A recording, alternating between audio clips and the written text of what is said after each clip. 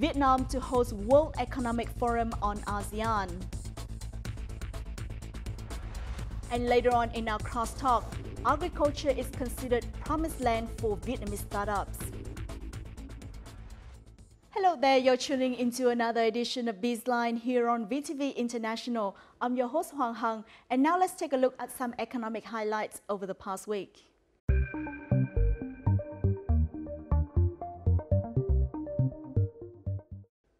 On his working visit to the U.S., Deputy Prime Minister Vương Đình Huệ attended and gave a speech at the conference Investing in Vietnam, Potentials and Opportunities, organized by Vietnam's FLC Group in Washington, D.C. Speaking at the seminar, he confirmed advantages that foreign investors can enjoy in Vietnam, including a market with a population of nearly 100 million, a rapidly growing middle class, and a young workforce with many startup aspirations.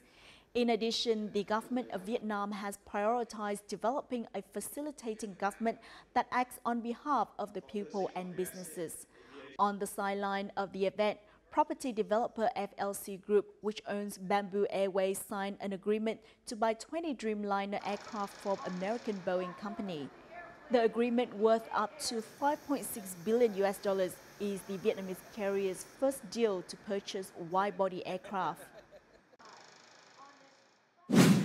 The Ministry of Foreign Affairs announced at a press conference on Wednesday that Vietnam will be hosting the 27th World Economic Forum, or WEF, on ASEAN from September the 11th to the 13th.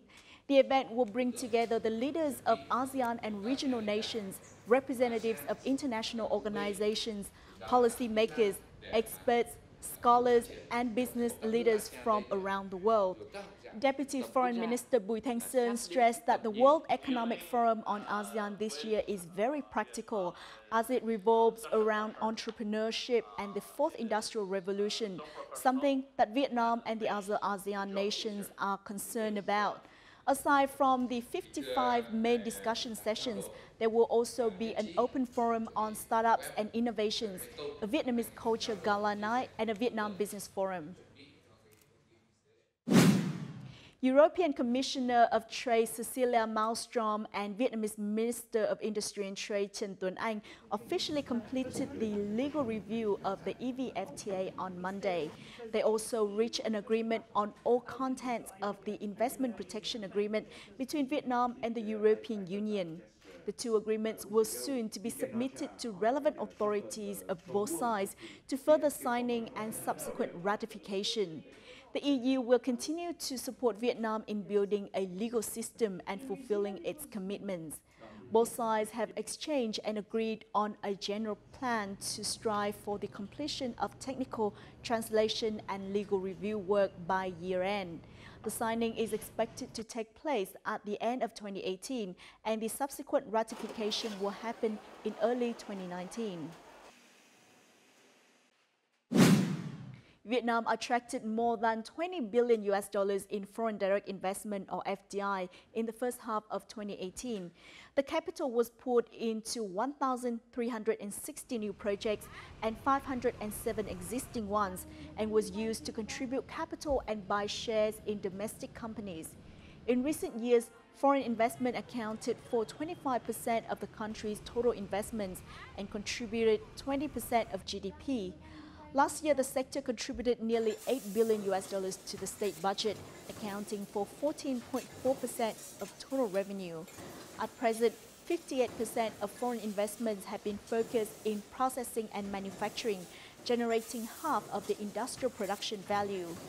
Along with creating jobs and increasing the quality of human resources, FDI enterprises have also helped transfer advanced technologies to domestic firms. Capital contributions and share purchases by foreign investors via mergers and acquisitions, or M&As, in Ho Chi Minh City amounted to $2.5 billion in the first 5 months of the year. This amount was 3.6 times higher than the value of foreign direct investments, according to the Ho Chi Minh City Department of Planning and Investment. Foreign investors conducted over 1,100 M&A deals with local companies in the January-May period. Ho Chi Minh City took the lead in terms of M&A deals last year.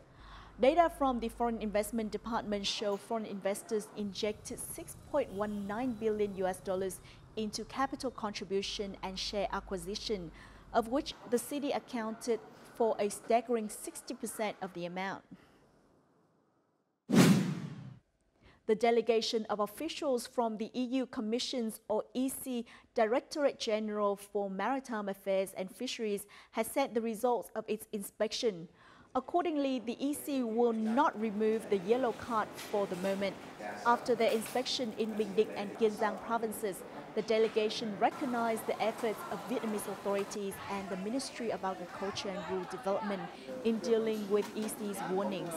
However, they said that more improvements are needed when it comes to preventing illegal, unreported and unregulated or IUU fishing. Stricter monitoring and tougher penalties need to be put in place. The EC also asked all 15-meter to 24-meter long fishing vessels to install satellite journey monitoring devices and suggested Vietnam to not build any new ships as the current number is too high. The yellow card made it harder for Vietnamese aquatic products to enter the EU.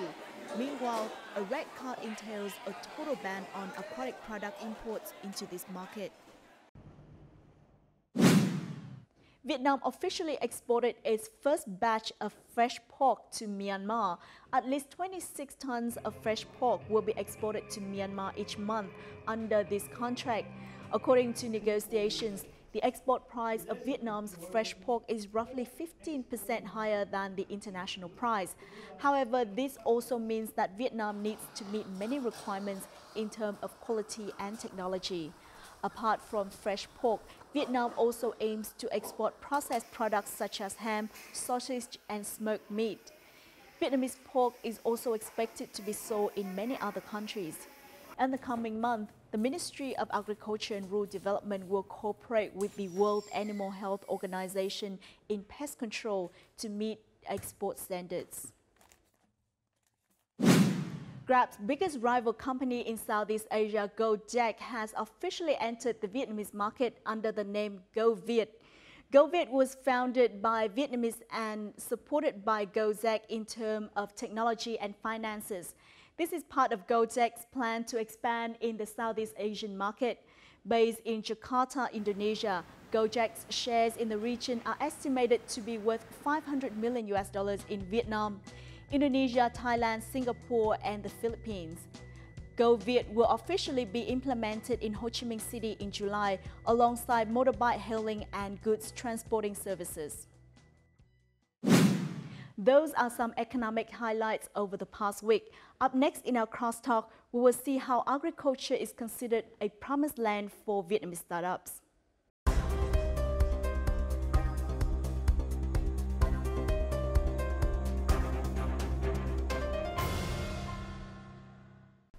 As Vietnam gears toward the consumption of safe and clean agricultural products, farmers have also changed their perception of agricultural production, and they have been striving to improve the quality of their products.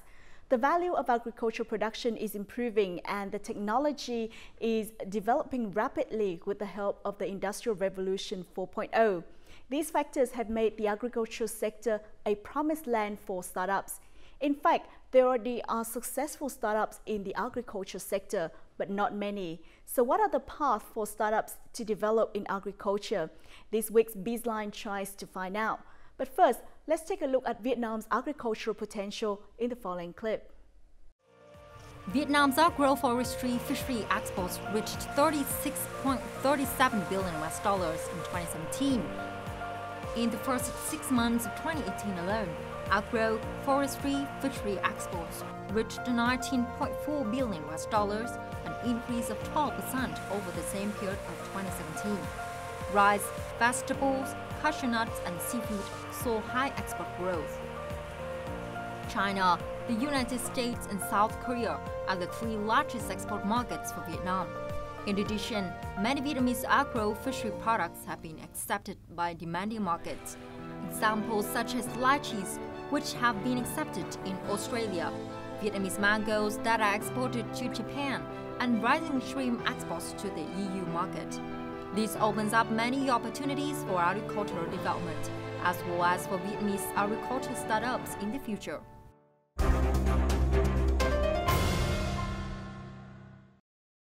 Joining our Bizline this week is Mr. Phan Vinh Quang, Deputy Project Director of the Mekong Business Initiative. MBI is also the sponsor of an agriculture startup accelerator program called Match. Well, thank you so much for joining us. My pleasure. Now, MBI is an advocate for business and agricultural development in the Mekong region. What can you say about the agriculture sector of Vietnam? What are the comparative advantages for Vietnam compared to other Mekong countries? Yeah, MBI we support private sector development in the Mekong countries, Vietnam, Laos, Cambodia, and Myanmar. And when you look at the Mekong countries, agriculture is an important sector. It employs about 60% of the people, and it has a lot of potential. And Vietnam is the #1 exporter in several commodities, rice, coffees, cashew nut, and those are the sectors where Vietnam has comparative advantage. But when you look more deeply into those sectors, you see that most of Vietnam export are like raw materials or unprocessed products, and the value added is not high. This shows that with technology and investment, we can add a lot of value to our export. And I think the agriculture, as you said, is a promised land for startup. I think the room for improvement is huge. I think there's a lot of innovation in the ag space right now in Vietnam, and we're not far behind. I think we know all the technologies. The Vietnamese entrepreneurs and technology and engineers learn very quickly, but the application of the technologies, I think, need improvement. What can you tell us about the successful business startup in the country in terms of agriculture? There's a couple of stories that people talk about, like Mimosatex and a couple of others. But recently we conducted the Match program, and we found that there's a lot of very interesting technologies and ideas in Vietnam. And startup ranging from developing applications, blockchain technologies, AI technologies, and all sort of the revolution 4.0 technologies. But we also find startup in sort of very traditional sectors like biotechnologies, in microorganisms, and a lot of the other sectors. And they are solving the real problem of Vietnam. In Match program, we have one company called Cricket One. They invented a new ways of farming cricket, and from cricket they produce protein powder, and then they export protein powders to people that make protein bar. So it's not just the 4.1 technologies, but there's also other kind of technologies that are sort of popping up in Vietnam. I mean, when those sort of solutions, when they combine, they work better. So I hope that they will bring better results to the farmer and the economy. The Mekong Agricultural Technology Challenge, or Match, was launched by MBI in 2017. Match, an agricultural startups accelerator program, seeks to enhance the competitiveness, inclusiveness, and sustainability of the Mekong region's agricultural industry. 23 startups have been invited to join its 2018 program, includes 13 startups from Cambodia, Laos, Myanmar, and Vietnam, as well as 10 international firms proposing agri-tech solutions for these markets. Participants had opportunities to win innovation grants, receive mentorship and assistance with their expansion plans, and forge relationships with potential partners and investors. Out of 12 finalists in the program, 6 are Vietnamese startups. Vietnam was first prize winner of Match 2018.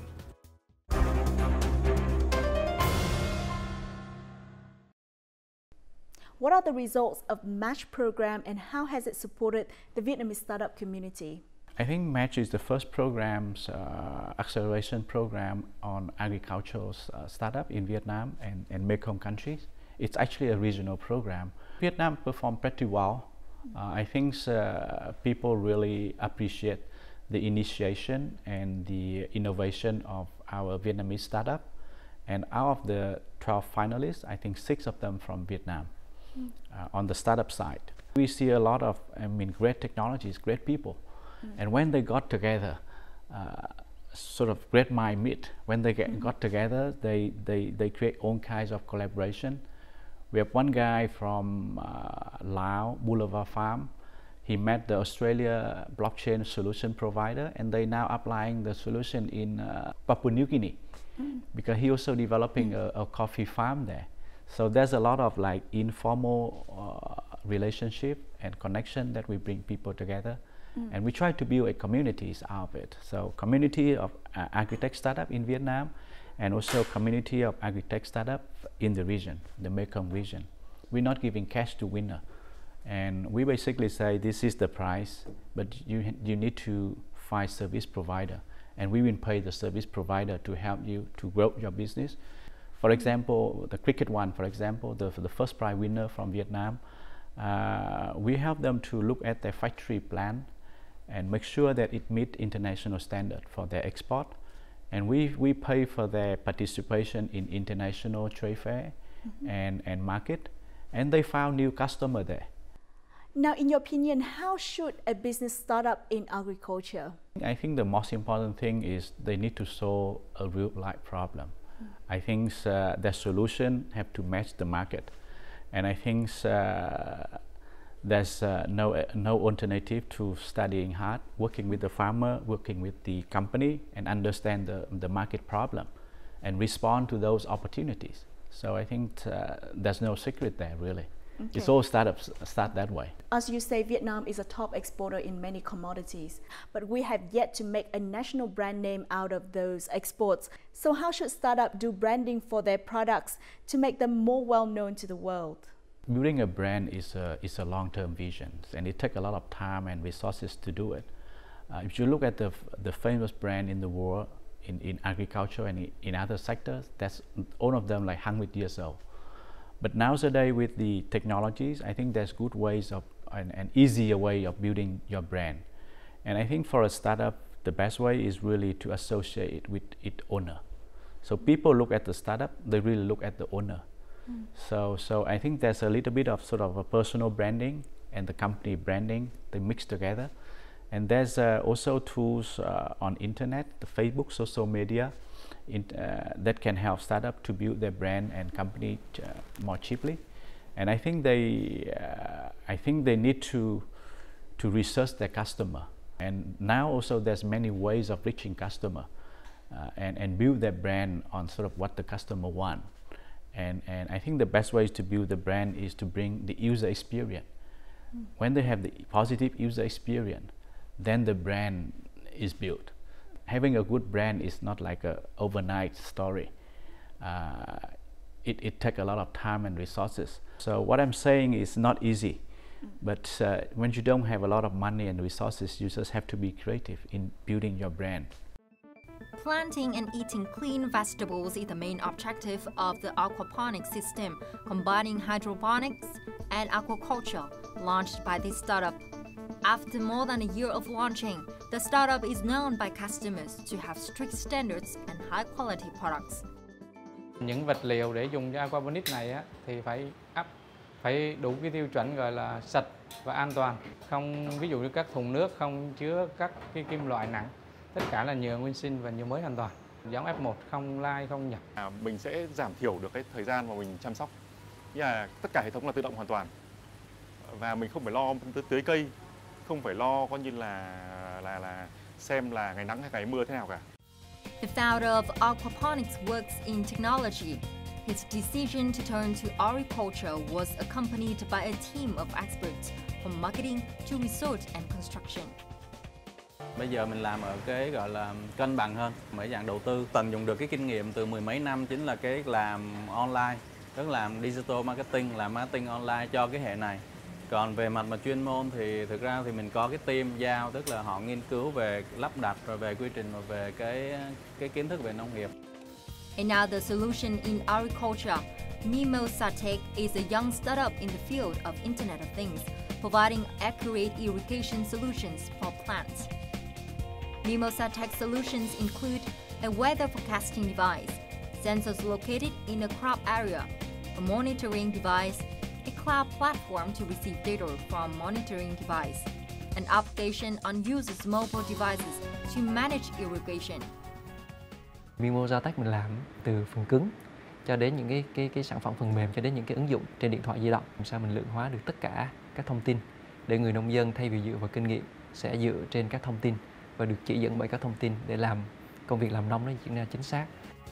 Mimosa Tech is trying to minimize the cost of its technological devices so that customers only need spend between 15 to 20 million Vietnamese đồng per hectare. Không phải lúc nào công nghệ cao cũng là đắt tiền, mà có phù hợp với từng nhu cầu thì có những công nghệ vừa phải, thì càng có nhiều sự lựa chọn đa dạng thì các hộ nông dân họ có thể đưa được cái công nghệ mà phù hợp với túi tiền của mình, mà đúng với nhu cầu của mình để mà giúp cho cải thiện cái quy trình sản xuất nó ngày càng mang tính là bền vững hơn. In 2015, Mimosa Tech won first prize of the Venture Cup sponsored by IDG Venture. Mimosa Tech's vision is to bring a healthy harvest to Vietnamese farmers because no one can better understand and farm in Vietnam.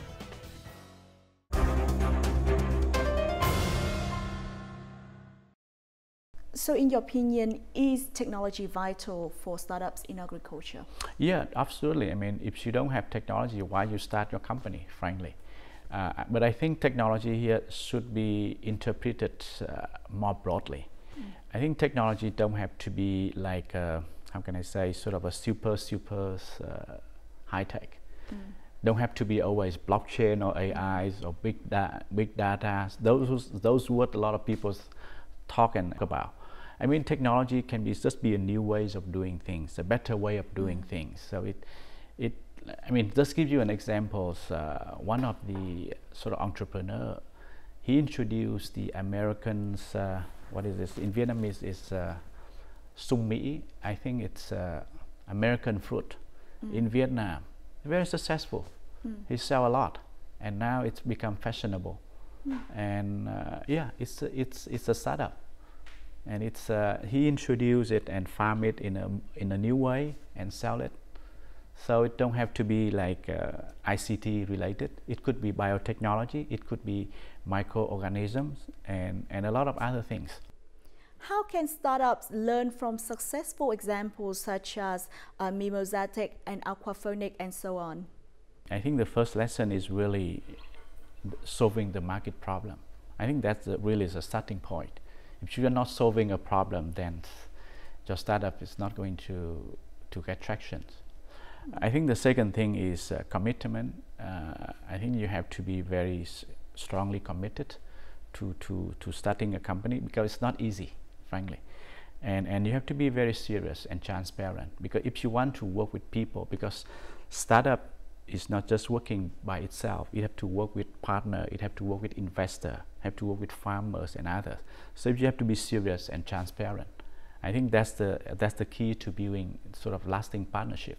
Now, Israel concentrates on high-tech agriculture startups, meaning that they mostly sell high-tech solutions. So what do you think Vietnam should head toward in terms of promoting more startups in agriculture? Israel sort of likes almost everything to do agriculture. So that's why they invented all kinds of interesting technologies. I think for Vietnam, I think we have, I mean, we often say that we have all kinds of favorable conditions for agriculture. But look at our agriculture. I think we can learn a lot from Israel, and I think I don't think there's sort of a prescribed sort of formula for success. I think let the market work. I think there could be sort of technologies from Israel that we can adopt as a user of the technologies, but there are also other ways of we can innovate with a lot of young talent. And the need there from the farmers and the demand from the international market. Organic is very fashionable now. I just went to US last month, and I was there about 3 years or 4 years ago, and I look at the supermarket shelf now. A lot more organics are on the shelf of the supermarket, and that could be an area where we can make a difference. But again, it takes time and resources to do it, and with technologies and investment, I think that we can do it. Young entrepreneurs are increasingly buying into the startup ecosystem concept. However, finding investment is no easy task. Even angel investors who contribute their capital to a startup company and in return for a share of that company are experiencing a hard time, as only 1 out of 10 startups grow to be successful. Choosing to invest in startups is a risky decision. Nguy cơ lớn nhất là mất toàn bộ tiền. Ở Việt Nam thì có cái đầu tư khởi nghiệp này thì nó cũng tương đối là mới, hoặc là các nhà đầu tư thiên thần hoặc các quỹ đầu tư, thì về mặt các cơ chế pháp lý về bảo đảm, cái nguồn vốn, các cái chế tài thì cũng còn nhiều thiếu. Nó rất là rủi ro, cái tỷ lệ rủi ro nó cao rất là nhiều so với mọi người đầu tư vào những cái truyền thống như là công ty lớn hơn đầu tư chứng khoán, đầu tư vàng, đầu tư bất động sản. Chúng ta cũng chưa có những cái khuyến khích để các người đầu tư. Programs are being launched to foster the development of startup companies and to draft a circular on venture capital for startups. Chi phí để mà xây dựng, gọi là khởi lập, thành lập để mà chạy một cái doanh nghiệp tại Việt Nam hiện nay thì cũng còn khá cao, kể cả về thời gian cũng như các cái thủ tục. Và chính phủ đang rất là nỗ lực để giảm bớt những cái thủ tục hành chính đó, thì chính là giảm bớt cái chi phí đầu tư ban đầu của startup và cũng chính là giảm bớt cái tiền đầu tư ban đầu của nhà đầu tư thiên thần. Vietnam had 2,000 new businesses in the agricultural sector last year. Efforts to develop a startup ecosystem are also expected to help further investment in agricultural startups in the coming years.